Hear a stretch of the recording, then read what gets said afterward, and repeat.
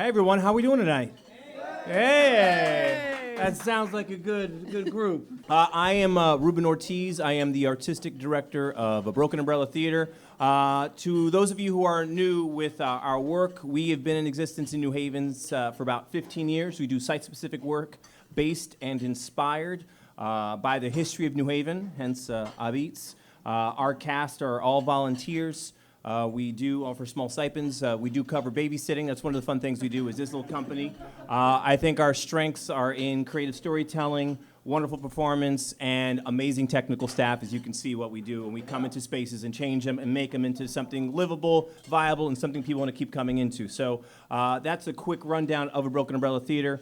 Again, this real quick, this show would not have been possible, first and foremost. I just want to thank Arts and Ideas for going along with this crazy idea of ours to do a show and then do another one in a year. Also, I want to thank, Doug Coffin and this place right here. Doug, thank you for, your generosity. You're just opening this your home to us, and let me just kind of giving us free reign for at least 3, 4, 5, 6, maybe 8 days. I don't know how long we've been here, but How long, he's a member of the cast. He's done warm-ups with us in the back. Yep. He gave us our first prep talk before the show, and so Doug, thank you, and thank you so much. It's been great having you all here. It's been wonderful to see the space imagined differently. Yeah. And it's been great to see just the reception that everybody has had of your work, and it just makes it feel so much fun. Thank you so much, Doug.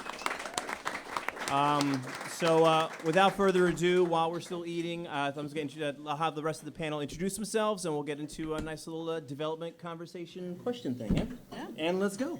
You want to start? Sure, yeah, I'm Jess Mack. You're funny. Thanks. I really try. My name is Colin Kaplan. I was there before the show. I look differently because I'm actually Ray, second cousin Ray. I'm here to help with some history, some background pizza history. I've been a member of Broken Umbrella since 2009 when my high school friend Ian Alderman contacted me through an alien resource from outer space, and we reconnected and actually started telling these New Haven stories. And my passion is history, storytelling, definitely pizza. I'm Jess Mack. We met earlier. I have also been with Broken Umbrella since 2009, 2008. Ooh, I think I beat you. 2008, right? Because I did Thunderbolt. You did Thunderbolt. Oh, it was 2008. 2008. Woo, that was a long time ago, everybody. Yep, and I directed and wrote this play. And native New Havener. Yes, and I am a native New Havener. Natives. Hi, I'm Amy Boratko. I'm a producer and dramaturg at Yale Rep, and I'm here to help moderate the conversation and hopefully to get us talking about what it is to be a new play and also to do a play about history. And I'm Alex Cuadrado. I teach in the Italian Studies department at Yale. And this past semester, I taught a course on travelers, immigrants, and exiles from Italy to the Americas, from New Haven to Argentina. And we spent a lot of time thinking about Italian Americans in New Haven. And so I'm here also, kind of like Colin, to provide some historical viewpoints and to help the conversation in that way. I live in Brooklyn, and I can say that's the first time I've gotten a woo. The other nights it's been a oh no. But I still think New Haven pizza is better. And my father was born in New Haven. It overshadows any New York club. Yeah! We did it! So I think as you all are, hopefully enjoying this wonderful pizza and you're chewing, we're going to take the next 10 minutes to just start the conversation off here. And then I want you to remember Jess's invitation at the start to think about the show, what's sticking with you, and we're all going to become a big company and actually talk about the work probably for another 20 or 30 minutes. So I'm not calling on you as your faces are stuffed and being that awkward dentist asking you what you thought just as you're chewing. We're going to give you a little time to eat as we start talking. So first of all, I know that this is a stacked house of a lot of friends and family. Who is new to Broken Umbrella here? Anybody new? Yeah, we got yes. some people in the corner. Can we get over here in this corner as well? So I know that a lot of you are familiar or are living with somebody who makes theater with Broken Umbrella, so you might know the ins and outs really well of what it takes to make the show, but I would love for Jess and Ruben to talk a little bit about the time span of this piece and where we are on hopefully a course which, if you want to get out your phones out, you can open your calendars and mark June 2025 for what we're calling the big show. So if we refer to the big show, that will be when you're invited back to Arts and Ideas, June 2025. I'm serious, you can take out your phone For right more now. giant tomatoes. Yeah. Please do. So where are you? When did this idea start? So when I became artistic director, we had done one other show previous at Art Walk, and we took on the history of asphalt and rubber, which was really fun. And then what's the next move? And we all gathered together in Paradox Lake in Nowita, and we discussed possible ideas. I mentioned pizza, and this one just went crazy. And everyone kind of went along with it. I mean, there's so much that we can do about pizza. So that idea was what kind of came out, and then Ian and I, Mr. Ian Alderman, that gentleman right over there, we met with the lovely folks at Arts and Ideas, and we kind of pitched this idea. Hey, we want to do a show about pizza, but we're not going to do a big show. We're just going to give you a slice, and then with their help and your help, we will continue to develop this for another full year. Because as Jess will tell you, we usually all you see is our first draft.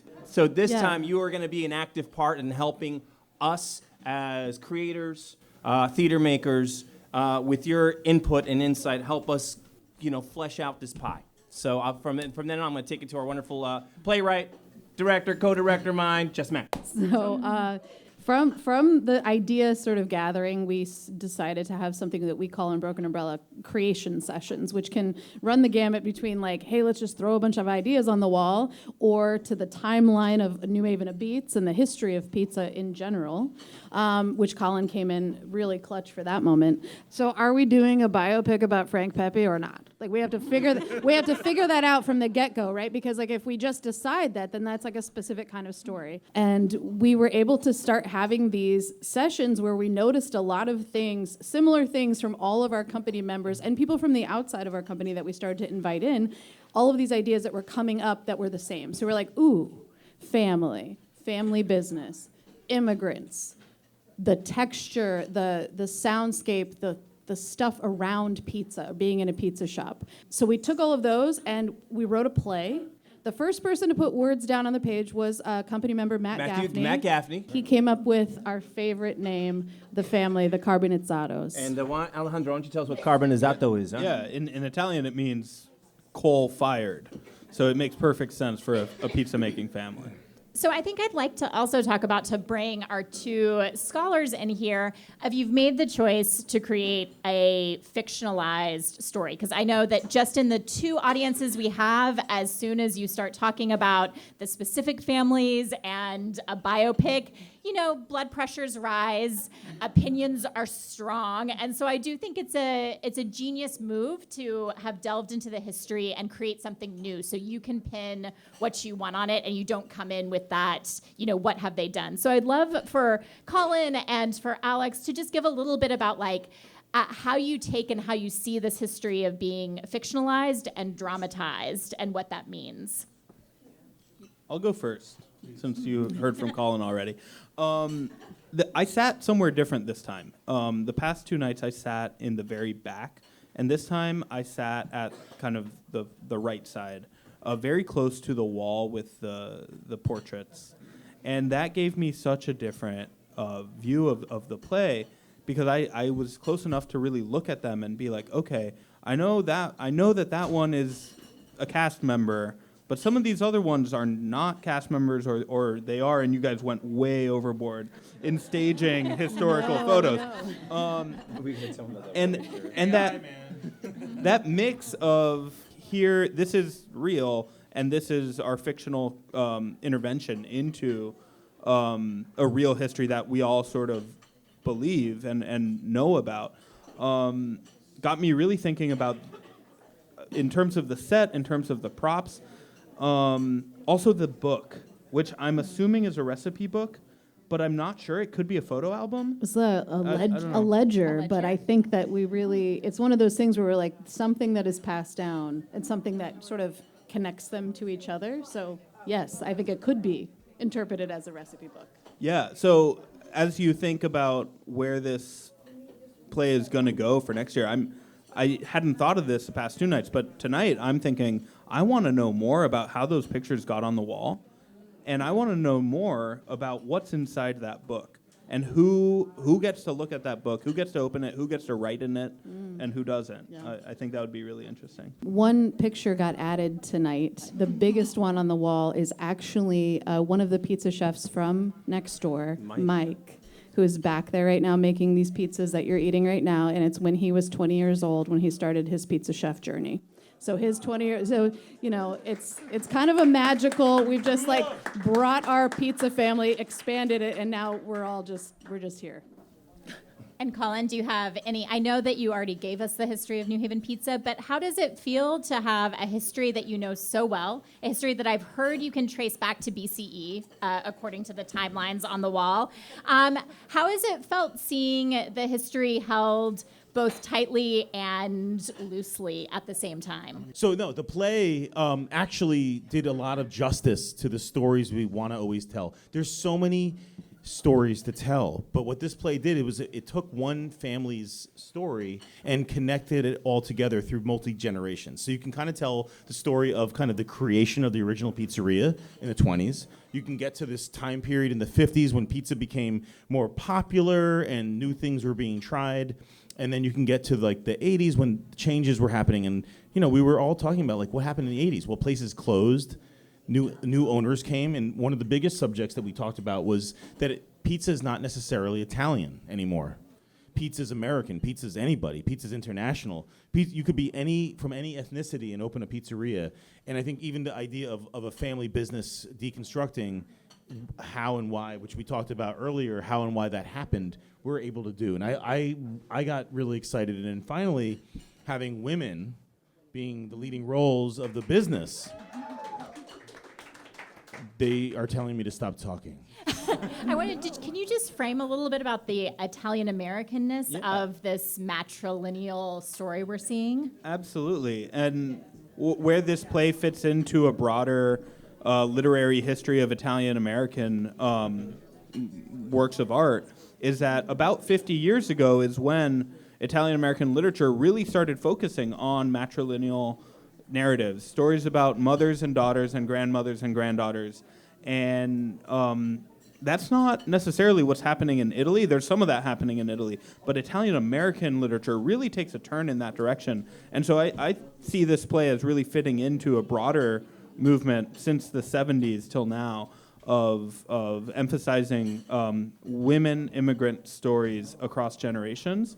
And I'm thinking about the play, that dream sequence with the song and dance, that's where the men come back. The men that aren't actually there working, they come back in their fictionalized, romanticized versions. And they're carrying tomatoes and clams and all sorts of stuff, the men and the boys. And there's a snap, and I noticed it this time, when Lucrezia snaps and the men disappear, and it's back to just being the three women. And that's kind of like a back to reality, who's actually running this shop.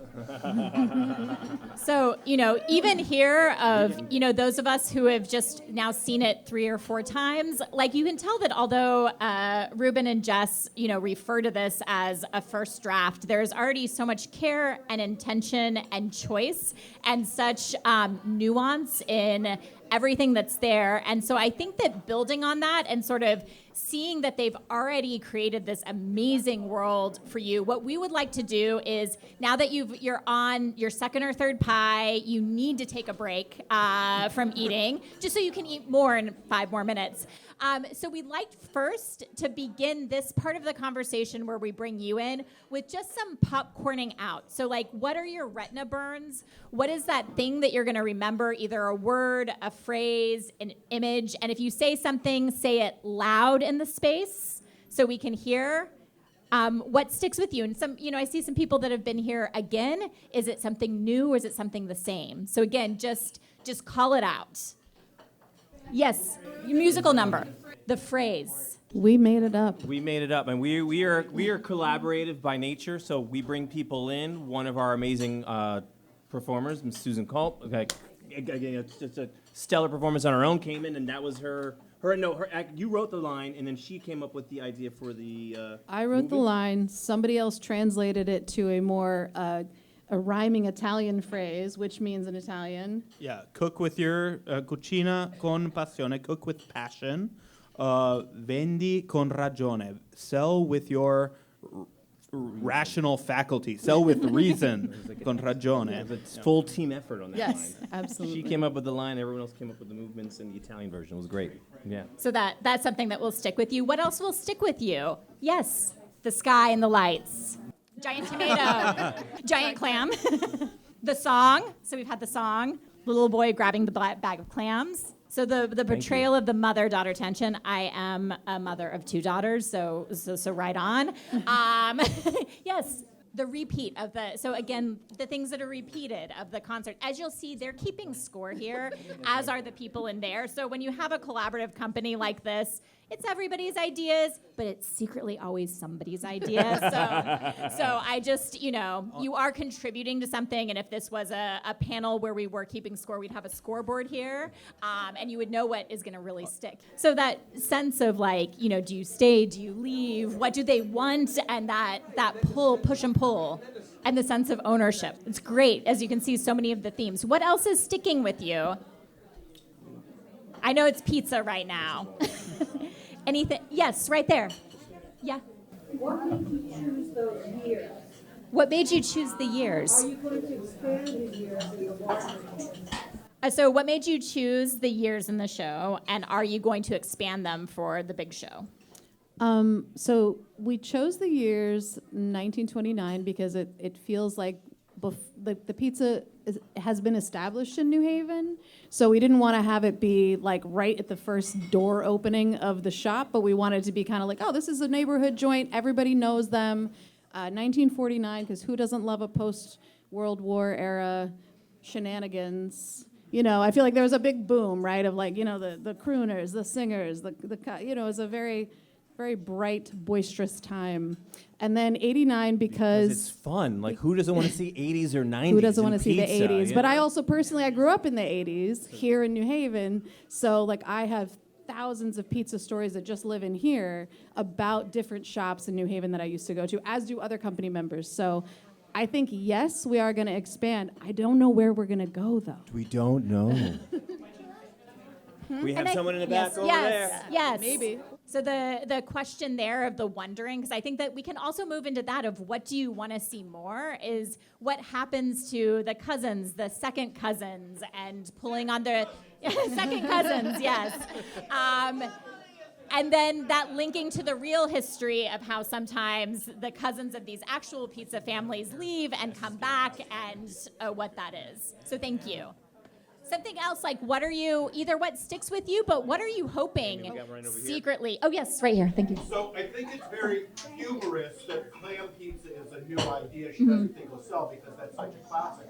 But in my lifetime, I remember hearing mashed potato and bacon for the very first time and thinking that wouldn't sell. Yep. And now that's, at bar pizza, that's where I had it the first time. It's the best here. I'm just saying that right now. You brought it into the contemporary of a piece that no one had ever heard of. Yeah. Thank you. Yep. I think there is that culinary history of the multiple iterations of inventions in pizza history. So again, what else are you wondering here? I think for these folks who are going to spend the next year continuing to grow and work there, what do you want more of? Yes. I'm really intrigued about the shift from the first daughters, I don't want anything to do with you, I hate you, Mom, and then suddenly she's in the role of running it. So what happened in between? Yeah. Where was, did she get out and then come back? Right, right. Just accept it, or did something, where was That was her Susan's turning question. point? Yeah, so what happened in those 30 years? 30 years. And one thing that I think we see, we just have to think about it a little bit, but that we know happens is that Lucrezia at some point passes away. Right. And I think there's so much kind of grief packaged up in Francesca that we could tug more at. So at the end, the idea that the family was opening up and there's, more people working there, there's people outside, yes, and then there's more that allows more free time for the family. Sometimes in these conversations, you just want to say the obvious of what struck you, which is probably more Bruno Cantante and more of that delicious music that was brought in here. So you all know, so Bruno Cantante, the inspiration was Frank Sinatra. It was a Tommy Dorsey band, correct? He was with him when he came to At the Armory, and he had this whole thing at Sally's. Go ahead, Colin, this is your second. This is your chance, right here. Hi. So, Bruno Cantante, who's awesome, Shane Quinn, amazing Shane Quinn, everybody. That's the spirit, that's the energy that Frank Sinatra had. So when he came to New Haven for the first time, it was because of the connection with Sally's. And Sally's brother Tony used to play hooky from school and went down to Hoboken, New Jersey, where they had family. And guess who was also playing hooky? Frank Sinatra, a young man. And he got picked up by the Dorsey brothers, and his first time ever in New Haven was in 1941 playing a late night show at the Armory. They came to Sally's later at 12:45 at night, had pizza for like 3 hours and beer. Well, yeah, they paid for it. And so the families became each other's like besties, and Tony was his best friend and driver for the rest of his life. So there was this connection with Frank Sinatra and all the other band members. But that character, I mean, people think of like New Jersey and New York having these connections, but actually it was New Haven. It was Sally's. You can have the mic. Thank you. Okay, so other points. Do you guys have any other specific questions that you're hoping with this wonderful group? I had Finn right. had a question here. Okay. So My question was about, I want to know more about the in-laws. I'm curious how we have this extended family. I'm curious how the other families that get married into it affect how it operates and the kind of diversity of it. So the curiosity of, when you start having in-laws and you have people marrying into this big family and what that does. Yeah, like who's a carbonizzato and who's not. And like, I know, exactly. And what does it mean? I think there's so much in the play that's already here of what does it mean to be family? How do we define that? And, sort of what is that legacy? And I think it's set up so well in this slice. And it's a real thing in pizzerias, like the Pepe family, and they almost closed when Pepe died. But the in-laws came in to help. And it's a very real thing to add. I mean, that's a very good question. I think it's real to pizza, and I have to say, like, not to get super vulnerable with you guys, but it's real to us in a Broken Umbrella Theater, right? Yeah. I'm not getting younger. None of us are getting younger, and I think this idea of passing on a legacy to younger folks who are part of New Haven and part of, like, our wild desire to booster this city and to know that, like, literally everything that was cool was invented here. Like, I'm serious about that, Everything okay? cool. Like, if you think for 1 minute, was that invented? It was. It was. It was. Halloween, paved roads, lollipops, The Frisbee. clocks. And so I Frisbee think was that, like, invented there here. is this, like, we're always sharing Pizza our trucks. own journey. Pizza trucks, actually, in pizza boxes. Pizza vending machines. Pizza vending machines. There was That's a pizza true. vending machine. I don't know if anybody knows this. It got cut from the show. Too hard to make. Talk to Ryan in the big Gardner. show. In the In big the big show, show, we maybe. might have a vending machine with pizza. We actually had our tech guys try to figure that out. So And I think also, if you think about Broken Umbrella, and for those of you who are a part of that family, I think that it is natural that they're taking on this pizza history that's about passing down traditions, it's about family, it's about history, it's about growing family, because just even seeing, 2 generations of aldermans on stage, and you see that, yes, and part of the ethos of providing childcare is not just because artists need that in this world, but it's also to expose your kids in another generation to art making, which, theater making is fragile. Like at one point, artisanal recipes are. So I think that you can think about those parallels and how they're going to come up in the final big show. just so you all know, Remy, who played Francesca fabulously, she started with us when she was how old?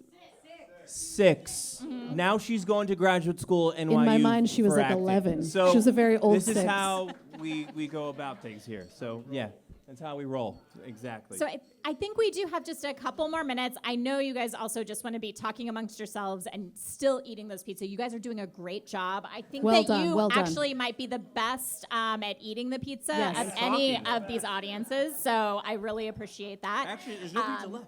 Yes, as I'm like looking around. So good job clearing your plates. I hope you have a parent in your head telling you that you also have to eat all of this or take it all home.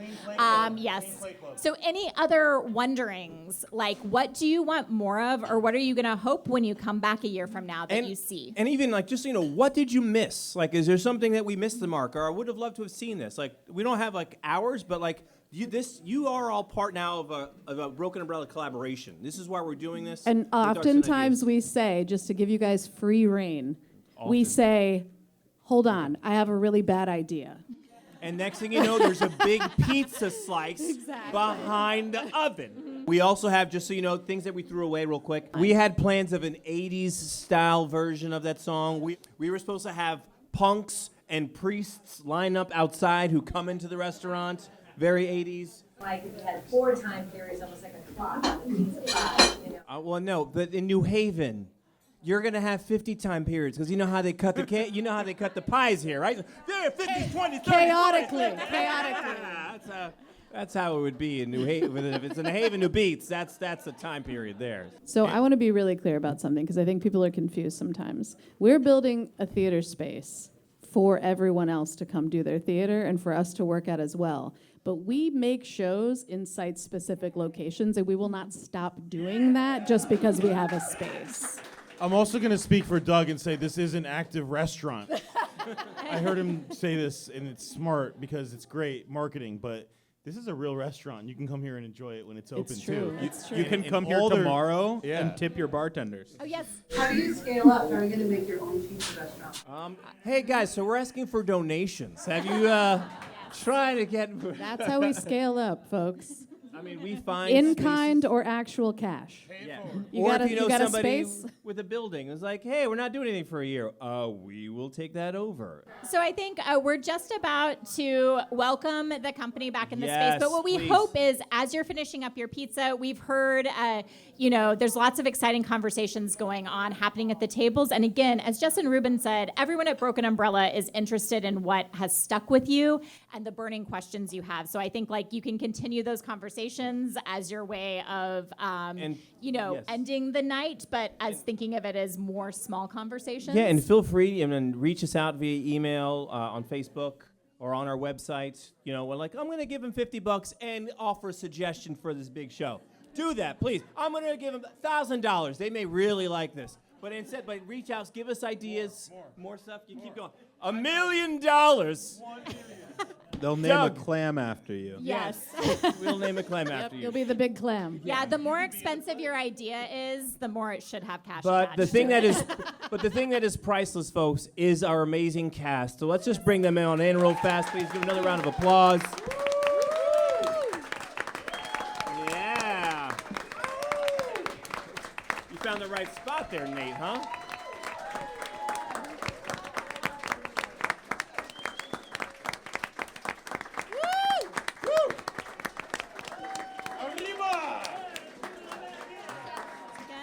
And so thank you. I think that's it Yeah. for us. And wait. yes, one more announcement.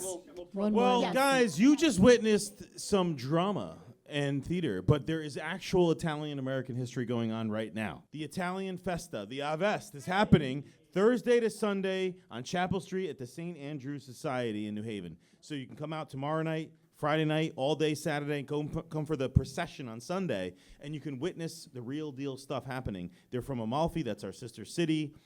This is amazing. You get the food, you get the experience, the music. A real Bruno Cantante is gonna be there. Maybe. I'll be there. I'm gonna be there. I'll be there vending. I'm selling because I'm a hustler. I'm selling shirts and books about pizza, and I'm doing family histories on a big screen. No one knows about that. The procession's on Sunday, midday. What is it? It's a tradition. Who? How? When? Oh. When? It's So just go to You can actually look at Taste of New Haven if you want to see. We just posted about it. We have an entire schedule, so you can see it. It's going to be probably midday. And on learn Sunday. more. So if you want to learn more about it, go find Colin right after. So thank you so Oh, much for but not being Ray. here. Thank you.